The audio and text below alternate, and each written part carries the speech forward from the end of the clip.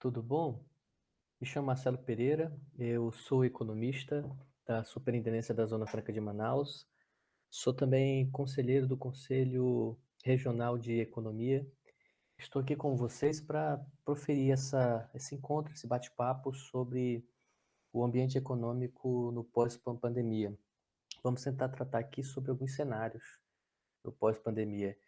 Eu queria informar que, na verdade, esse tema ele é uma reflexão.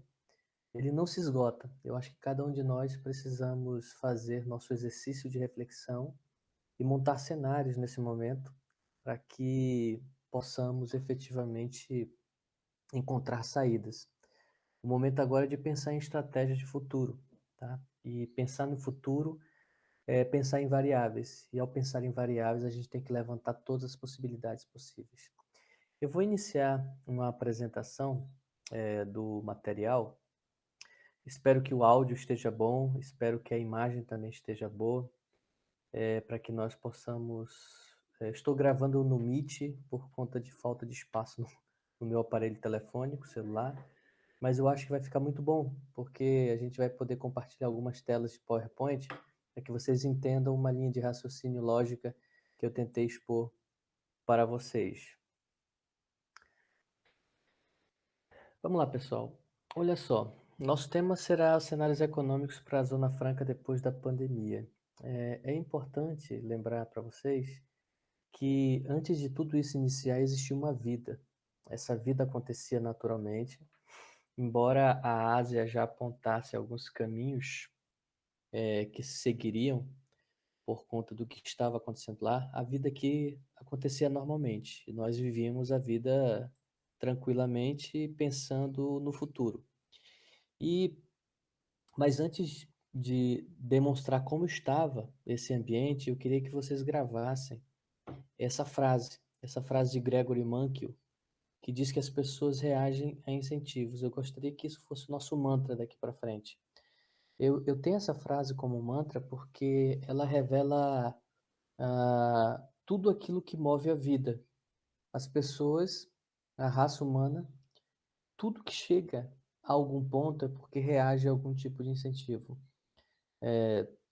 Estar nessa terra, para muitos que não são dessa terra, estão aqui por algum propósito, atenderam a algum chamado, né? Seja ele um emprego, seja ele a busca de um grande amor, seja ele a esquecer um passado, seja ele vencer na vida, mas reagiu a algum tipo de incentivo. E não é diferente as empresas que estão aqui no Polo Industrial de Manaus. Tudo na vida é uma reação a algum incentivo.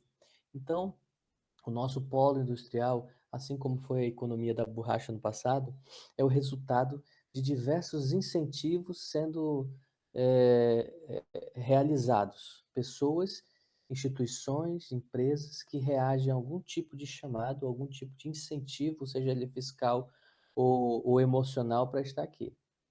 Então, observe, nós vamos montar nosso encontro aqui, nosso bate-papo, em três grandes temas. Um ambiente antes da crise, para a gente olhar para o passado bem recente, o que a gente vivia antes de começar essa crise, e as relações do Amazonas com outras economias.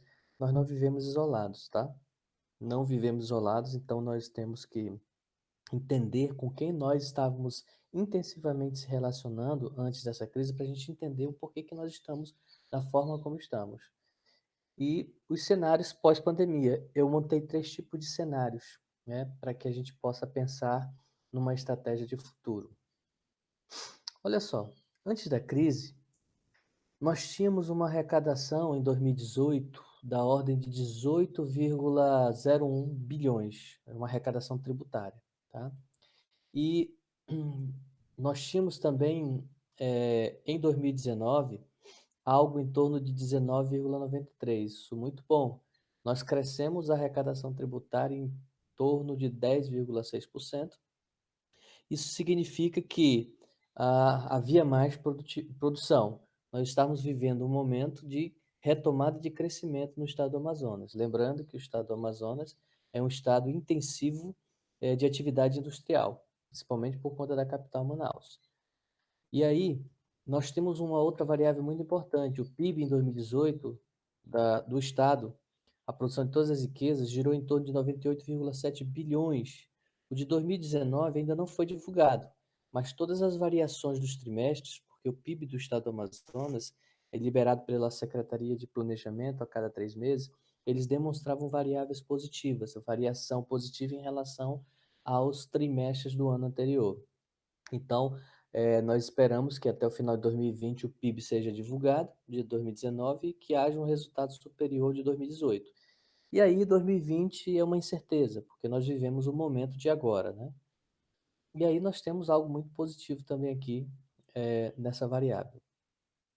Uma outra variável é o faturamento do PIN em 2018. Olha só, nós tivemos um faturamento do PIN da ordem de 93,4 bilhões de reais em 2018 e cresceu em 2019 para 104,62 bilhões. Observa isso aqui, ó.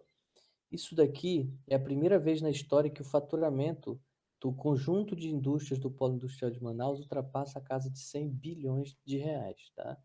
Crescimento de 12% em relação ao ano anterior.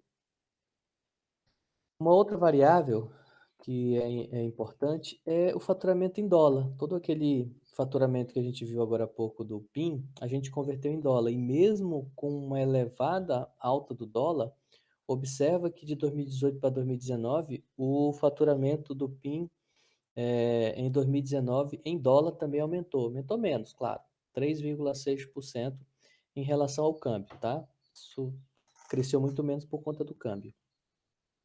E aí nós temos também a questão do emprego, o emprego formal no polo industrial. Aqui eu estou falando só de chão de fábrica, tá? É um termômetro que a gente tem no polo industrial de Manaus, que é o chão de fábrica. O chão de fábrica é aquele setor dos operários, onde todo mundo ali reunido com o conjunto de pessoas empregadas formalmente, direta e indiretamente, ali dentro das fábricas do polo industrial de Manaus. E aí, nós temos um crescimento também da ordem de 1,9% em relação a 2018, tomando como base 2019.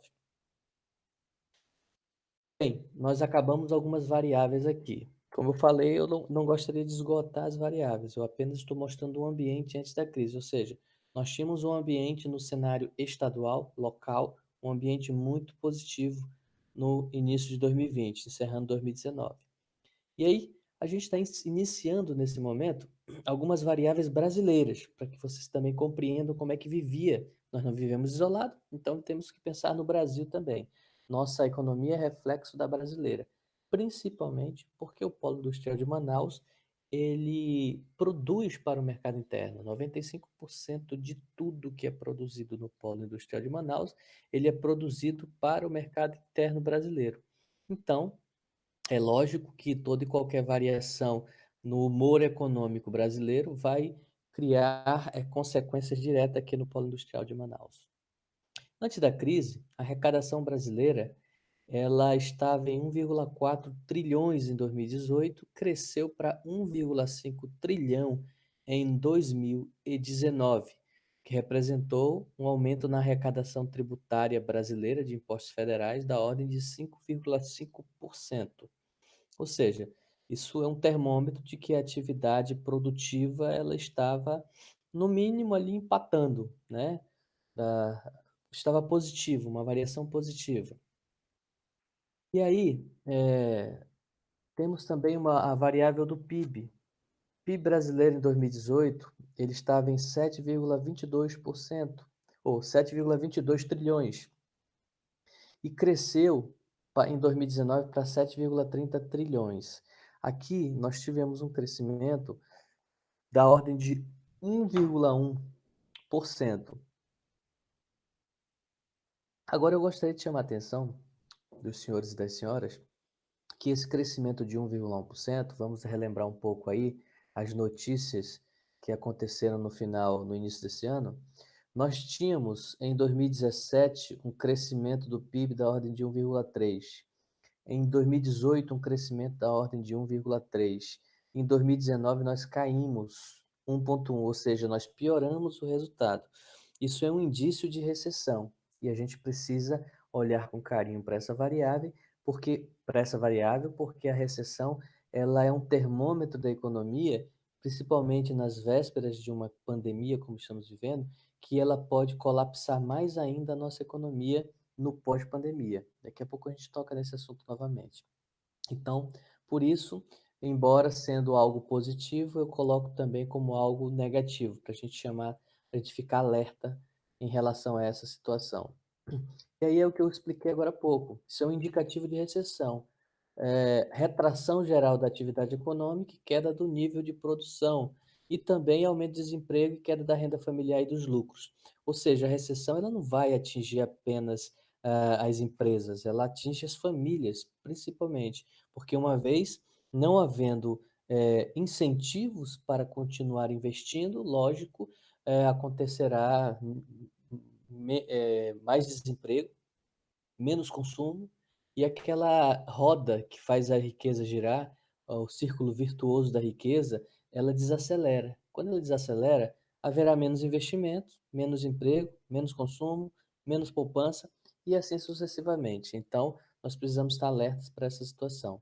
Então, isso é algo muito negativo que o ambiente brasileiro no pré-pandemia nos apontava. Tá? Nós vivíamos também num ambiente antes da crise de reformas. Nós fizemos a reforma da Previdência, ok, está concluída. A reforma administrativa está em andamento, está parada no Congresso Nacional, né? E a tributária. A tributária é a que mais nos preocupa e muita atenção na reforma tributária, depois mais nós vamos voltar a ela para como uma variável estratégica para o pós-pandemia, e essa é talvez uma das reformas que mais nos preocupa no pós-pandemia, porque ela pode alavancar a Zona Franca de Manaus, como também pode acabar com a Zona Franca de Manaus. Então, isso é muito importante e nós precisamos deixar no nosso radar a reforma tributária. Então, eu, eu reputo importante e positivo as duas primeiras reformas e negativa a segunda reforma. E eu vou explicar depois por que negativa. Em relação ao Amazonas, que eu acho que já agora que é o segundo ambiente que eu quero mostrar para os senhores e para as senhoras, o Amazonas ele se relaciona com as diversas economias do mundo, mas em especial com três economias, duas macros e uma mais micro. Primeiro é a China. 37% de tudo que chega aqui de mercadoria importada no estado do Amazonas, ela é da China, vem da China. E 29% de todos os insumos e mercadorias importadas também vêm dos Estados Unidos. Nós estamos falando que 66% de todos os produtos importados, insumos ou mercadorias que chegam no estado do Amazonas, eles vêm dessas duas economias, tá? Da China ou dos Estados Unidos. Quando eu falo insumos, eu estou falando em produtos intermediários, bens intermediários que serão processados no polo industrial de Manaus. Quando eu falo em mercadorias, eu estou falando em bem final, efetivamente importações voltadas à venda no mercado amazonense. Então, nós estamos falando que 2/3 de tudo que é importado, que chega nesse estado, chega da China e chega dos Estados Unidos. E de tudo que é nacional, ou seja, de toda a produção nacional, de insumo ou de mercadoria que chegam do Amazonas, vem de São Paulo. Então você começa a perceber uma variável muito importante para que nós possamos entender a pandemia que nesse momento acontece e por que nós, o Amazonas e especialmente Manaus, estamos vivendo esse colapso todo. Ora, a pandemia ela nasce na China, ali, todo esse coronavírus nasce ali na China. E o país mais afetado após a China, hoje é os Estados Unidos. E a cidade mais afetada no país é São Paulo. Olha, Manaus se relacionava intensamente com essas três praças econômicas. Quantas pessoas estavam indo e vindo de Manaus a São Paulo, de Manaus aos Estados Unidos e de Manaus à China por conta das relações comerciais, por conta das relações econômicas. Então, no momento em que a sociedade ela se alvoroça com a questão política e ideológica, a gente precisa ser racional. Nós somos seres racionais, nós somos cientistas e nós precisamos compreender as variáveis. A questão não é política, a questão não é cultural, a questão é econômica. A pandemia que assola a cidade de Manaus, a forma como ela vem assolar a cidade de Manaus, está diretamente ligada às nossas relações. Nós nos relacionávamos com essas três praças econômicas e é por isso que o vírus atingiu de forma muito agressiva a nossa cidade, tá? Isso é um preço que se paga pelo desenvolvimento local. E aí nós temos o primeiro cenário, que eu queria mostrar para vocês, o cenário da pandemia, tá? Eu vou mostrar três cenários possíveis, mas eu quero mostrar agora a realidade. Então, nós vamos falar de futuro, ó, nós falamos do passado, do ambiente antes da pandemia, tá? Nós falamos da relação do Amazonas com as outras economias. Agora eu quero falar do presente, o que que nós vivemos hoje na pandemia, nesse cenário, nesse ambiente econômico. E depois nós vamos falar de futuro. Então, nesse cenário da pandemia, o que acontece no momento, nós temos a perda de receita tributária. Há uma redução drástica do faturamento das empresas, seja da indústria, seja do comércio, seja dos serviços. Então, indubitavelmente, haverá perda de receita tributária. E é no momento onde o Estado, quando eu falo Estado, é União, municípios, estados e Distrito Federal, os entes federativos. Eles precisam arrecadar para investir nos serviços públicos mais essenciais, no caso, saúde. Então, eles vão enfrentar muita dificuldade por conta dessa perda de receita tributária. O segundo ponto, as fábricas do distrito industrial, elas acabaram fechando por duas situações. Uma por conta do isolamento social que foi decretado na cidade, e outro porque muito dos materiais, dos insumos de produção dessas fábricas, desde janeiro vinham demonstrando uma instabilidade de fornecimento, porque muitos eram lá da China. E a China tinha decretado lockdown, tinha decretado isolamento social, e muitas plantas industriais tiveram dificuldades de abastecer seu parque, seus estoques. Então, nós temos essa segunda situação. Uma terceira situação, que eu falei agora há pouco para os senhores e para as senhoras, é que o Polo Industrial de Manaus ele produz bens de consumo duráveis para o mercado interno brasileiro. 95% de tudo que é produzido aqui no PIN, vai para a economia brasileira, para os mercados brasileiros.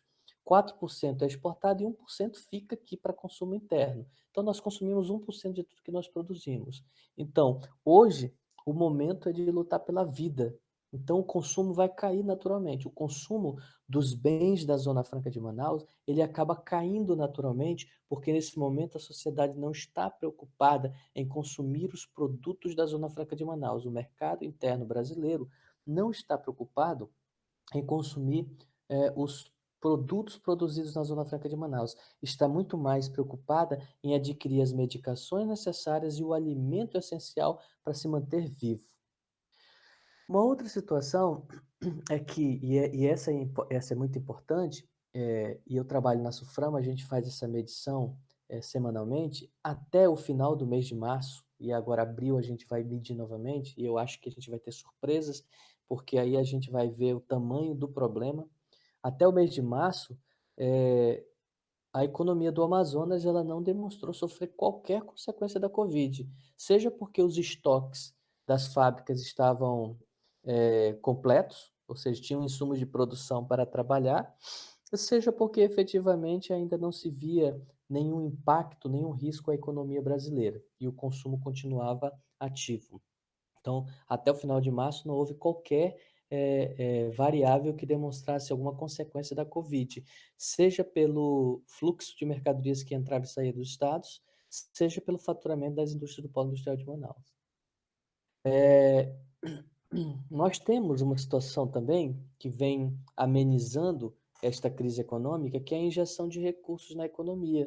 Ela está ajudando os programas do governo, seja do estado, do município ou do governo federal, estão injetando recursos, seja a fundo perdido através da ajuda emergencial, seja através do socorro que os bancos e as instituições financeiras estão dando a juros subsidiados pelo estado, mas há uma espécie de socorro econômica nesse momento, da pandemia. O item 6 desse cenário atual, eu queria chamar a atenção para a produção de EPIs no combate à pandemia. Já existe algumas iniciativas do Polo Industrial de Manaus para a produção de respiradores, de máscaras, de outros equipamentos de EPIs, mas bem que isso poderia ser um novo subsetor do PIM. Nós estamos vivendo uma guerra onde nós não produzimos nossas armas. Isso é um problema muito grave. Nós ficamos dependentes do mercado externo para fornecer o que era mais essencial para a gente combater a pandemia: respiradores, testes, máscaras e os outros demais EPIs. Quem sabe isso não seja uma variável importante para se observar nas políticas públicas de incentivo produtivo na Zona Franca de Manaus no futuro. Uma outra situação é que a cidade precisou se adaptar ao mundo virtual. E exemplo disso é o que eu estou fazendo com os senhores nesse momento. Nós poderíamos estar num auditório cheio, lotado, coisa muito boa e que causa saudade, né, o calor humano entre nós, mas nós estamos aqui numa rede virtual para tentar, discutir esses assuntos que são importantíssimos. Então, nesse mundo virtual, todo o mercado, toda a educação, todas as relações, que se dão no dia a dia, o cotidiano passou a acontecer no mundo virtual. Eh, o Polo Industrial de Manaus, ele aumentou as demissões por causa do momento que se vive agora, mas também por conta da virtualização da vida do momento, que eu expliquei agora há pouco, desse mundo virtual. Agora, a cada crise que se passa, quando retomamos o crescimento do faturamento do PIM, por exemplo, não necessariamente nós vamos retomar os postos de trabalho. Então, a gente tem que ficar muito preparado para esse momento de intensidade tecnológica e saber que talvez os postos de trabalho não irão crescer na mesma forma que o faturamento das empresas crescerão no pós-pandemia. Isso é uma variável que precisa ser acompanhada. Desculpa. Ah, ainda no cenário desta pandemia, nós conseguimos observar muitas parcerias entre setor público e privado para combater esse mal, que é a pandemia. Isso é muito importante. Essas parcerias público-privadas, elas poderiam se solidificar mais no pós-pandemia e ter mais iniciativas visando retirar um pouco do Estado e entregar à iniciativa privada alguns serviços que efetivamente dependem de qualidade de execução. Não que o serviço público não ofereça serviço de qualidade, não é isso, não estou querendo afirmar isso. Eu estou querendo dizer que a lógica privada do apresentar resultados, ela pode ser economicamente mais viável no pós-pandemia para que a gente possa acelerar o processo de recuperação econômica, gerando menos burocracia. Outra informação importante que eu queria mostrar para vocês deste mundo, deste cenário presente de pandemia, são os negócios que foram recém-criados.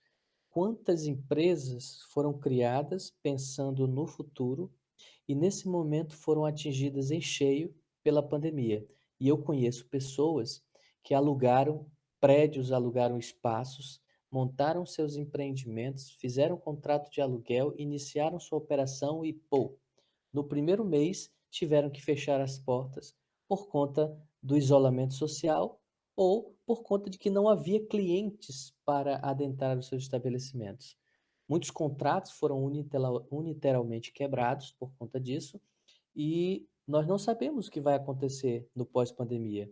Mesmo porque as quebras de cláusulas contratuais, provavelmente por conta do momento de calamidade pública, elas não poderão ser reclamadas na justiça.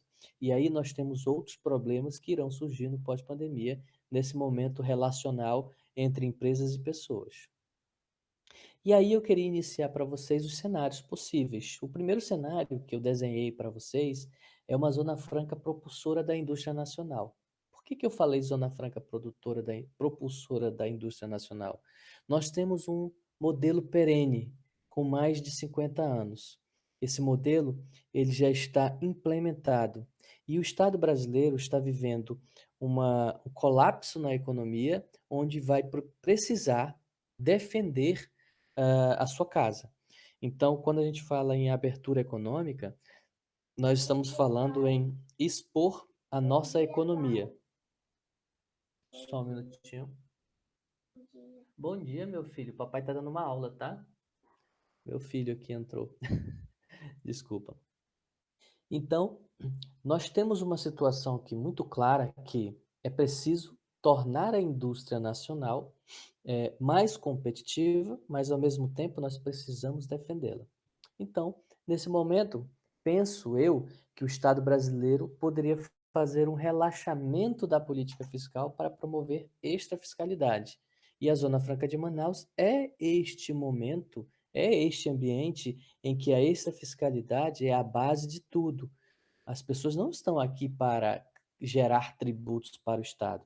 Elas estão aqui para desenvolver esse espaço geográfico e também produzir resultados positivos para a economia brasileira. Então, não é momento de acirrar a competição de mercado em meio a todas as economias que estão destruídas no mundo inteiro, principalmente a brasileira. E aí, o segundo ponto que eu chamo a atenção para esse cenário de zona franca propulsora da indústria é que, com políticas para o PIN, o Brasil pode redescobrir a força da indústria nacional. Olha o que eu falei agora há pouco: equipamentos médicos, cidade digital, bioeconomia. Olha, o Brasil poderia estar produzindo as máscaras, os respiradores, os testes e outras soluções, mas ele não conseguiu. Então, a Zona Franca é esse polo que é consolidado e ele pode ser pensado de forma muito mais estratégica para o futuro.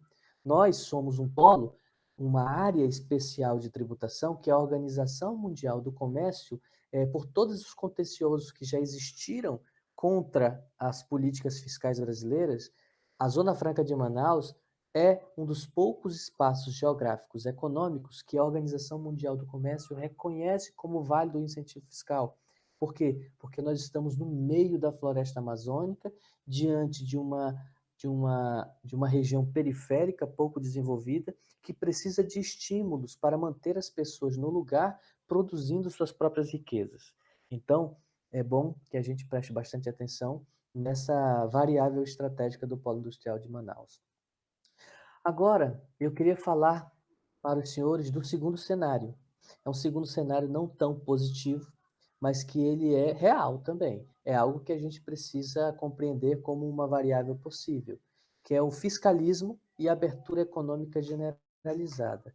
O que eu chamo de fiscalismo é uma política fiscal voltada a arrecadar, a recuperar o prejuízo do erário. Ou seja, o Estado brasileiro está gastando de forma exorbitante no momento para combater o mal que assola a sociedade, mas esse rombo das contas vem aumentando e ele precisa aumentar a arrecadação. Então, pode-se pensar também que o Estado brasileiro irá optar por um fiscalismo e abertura econômica generalizada. Então, eu chamo a atenção para os senhores da reforma tributária, que está lá, que andou como um jato supersônico no ano passado, a PEC 45, que está tramitando e que institui o IBS, que é o Imposto sobre Bens e Serviços, que vai juntar o IPI, o ICMS, o ISS, a PIS e a COFINS.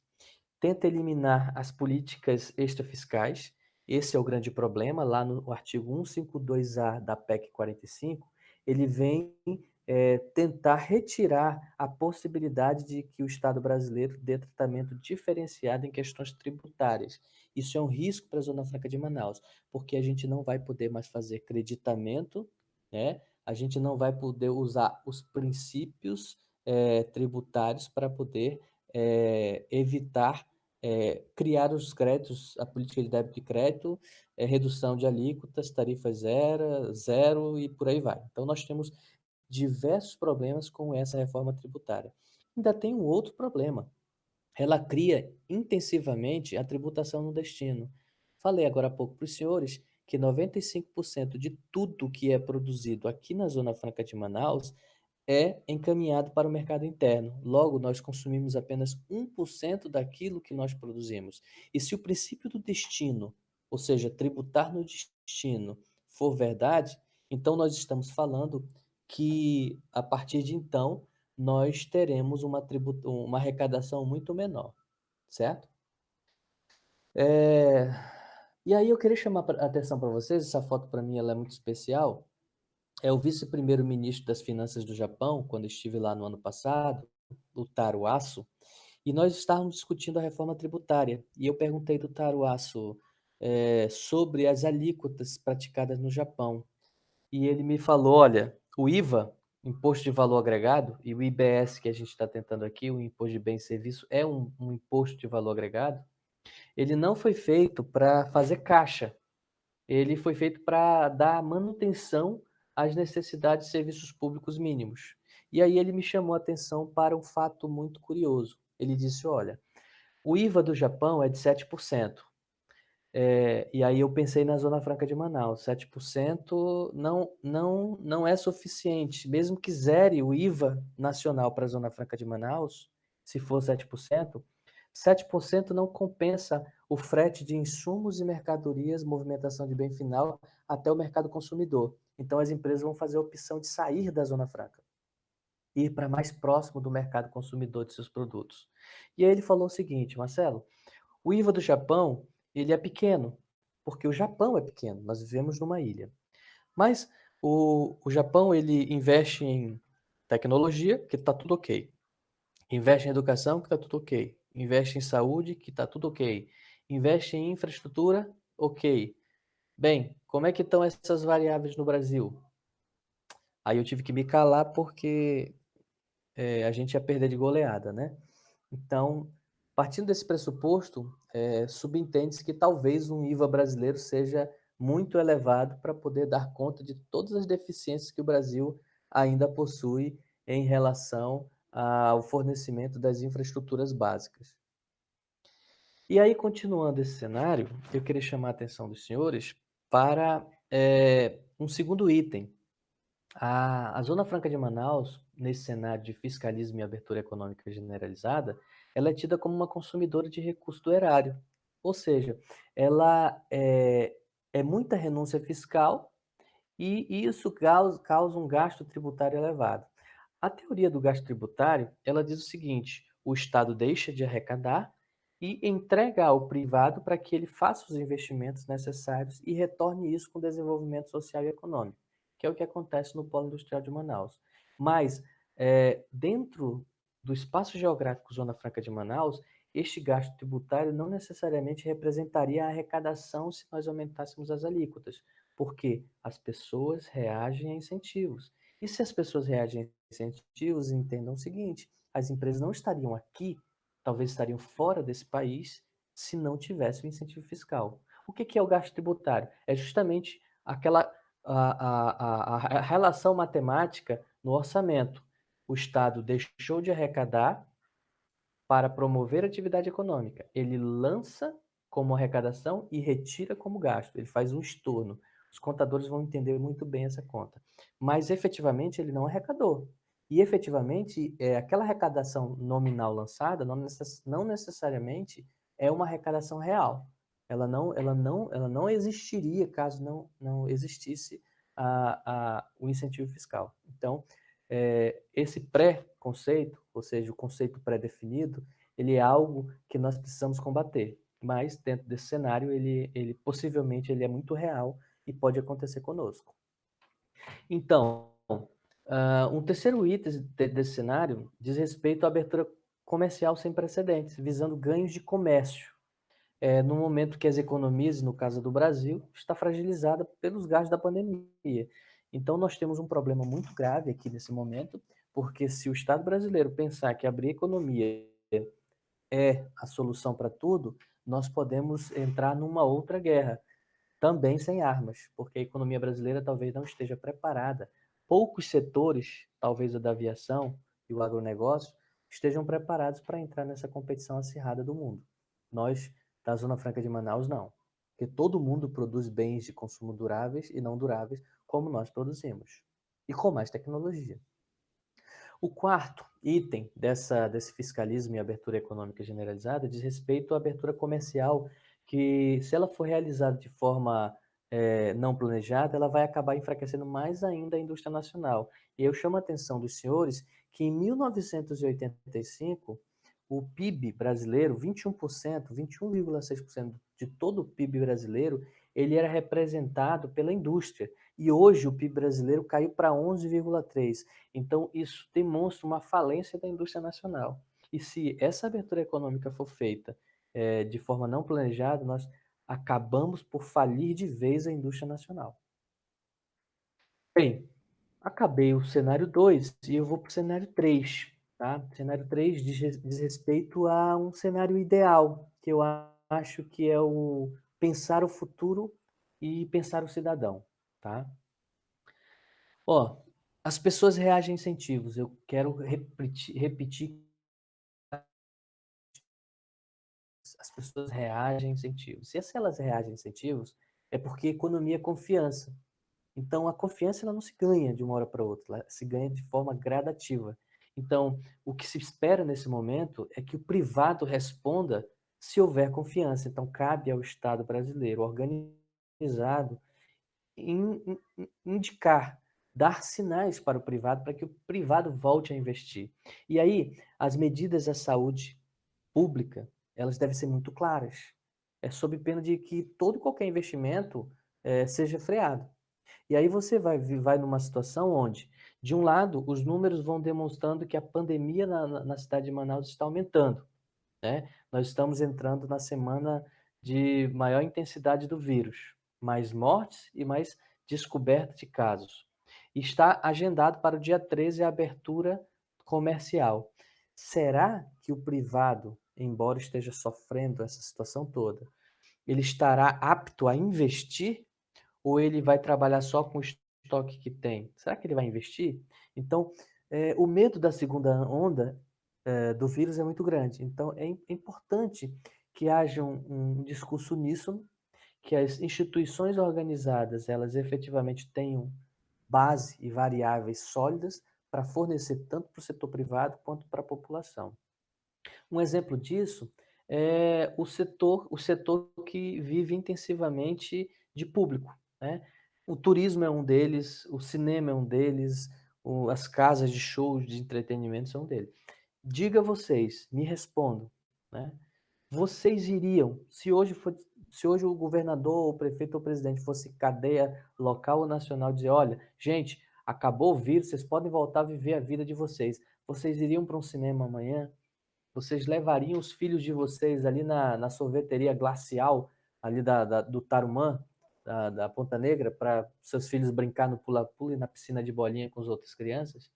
É algo que a gente precisa responder a nós mesmos, ser sincero com todos nós. Não há segurança ainda para voltar. Então, é importante criar as variáveis de segurança para fazer efetivamente as tomadas de decisões do privado que levem à retomada desse crescimento da atividade econômica. Bem, eu defendo uma liberação setorial, eleger alguns setores para ir abrindo gradativamente, até mesmo como um teste para saber se aumenta ou não os números de casos ou mortes.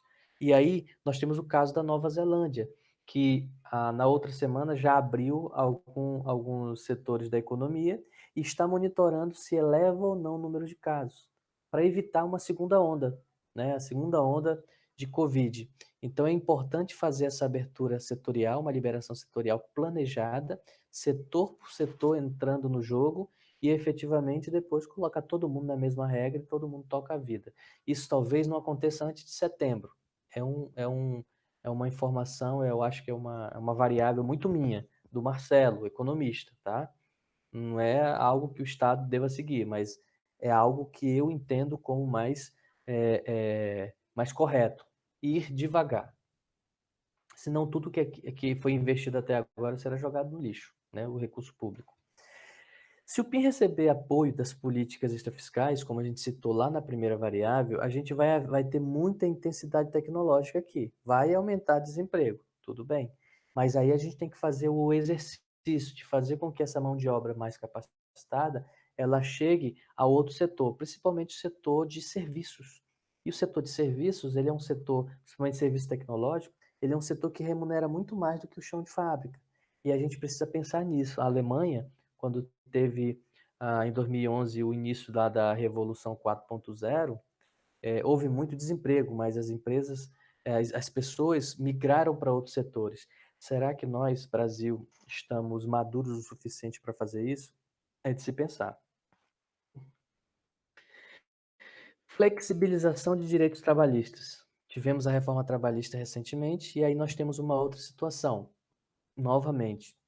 E aí eu creio que haverão novas discussões legais sobre essa flexibilização, até mesmo para encorajar o investimento privado, no momento onde todo o setor privado também está destruído. A palavra destruído é muito forte, mas está impactado com os problemas da Covid, tá? Muitos empreendimentos quebraram, principalmente quem não tinha uma gordura para queimar nesse período de 2 meses que a gente já vem vivendo. Sexto é maior investimento para a ciência da saúde. Nós não fizemos o dever de casa. E aí nós temos uma política de P&D, as indústrias produtoras de bens de informática, elas investem muito intensivamente nesse setor, mas para as tecnologias voltadas aos seus produtos. E não se pensou ainda num investimento de P&D voltado para outros setores, para fazer uma variação dos vetores, né? Diversificar os vetores. Pense no Polo Industrial de Manaus como uma grande matriz. Quem é da contabilidade, quem é da matemática vai entender bem. Uma grande matriz, uma malha, aquela rede que a gente joga no rio, aquilo é uma matriz. Linhas e colunas. Cada ligação de pontos é um vetor. O polo industrial de Manaus é um vetor apenas. Nós temos a bioeconomia, a mineração, os serviços ambientais, os serviços como um todo. Então, nós precisamos pensar esse investimento em P&D também como uma forma de investir em ciência da saúde. E aí, não pensemos nós que esta é a última pandemia que nós vamos enfrentar. O mundo que acontecia lá fora, longe da gente, e a gente dizia isso nunca vai acontecer comigo, isso chegou. E quando isso chega, nós devemos estar preparados que poderá acontecer novamente. O vírus está circulando e quem me garante que não há outros vírus mais perigosos circulando este ambiente? Nós temos a Amazônia também, uma outra variável importante, nós temos a Amazônia como uma bandeira. Então, nós precisamos buscar, neste momento, investimentos externos. Haverá haverá nações, haverá instituições que quererão investir aqui nesta região, principalmente porque Manaus ficou muito exposta para o mundo. As imagens são muito impactantes que saem da cidade de Manaus.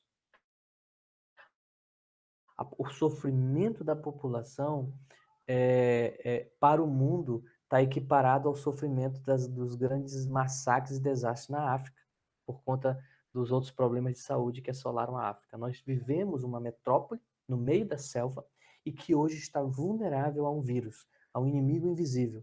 Então, Manaus está estudando tudo isso e buscar recursos externos para reconstruir nosso sistema de saúde e a nossa economia.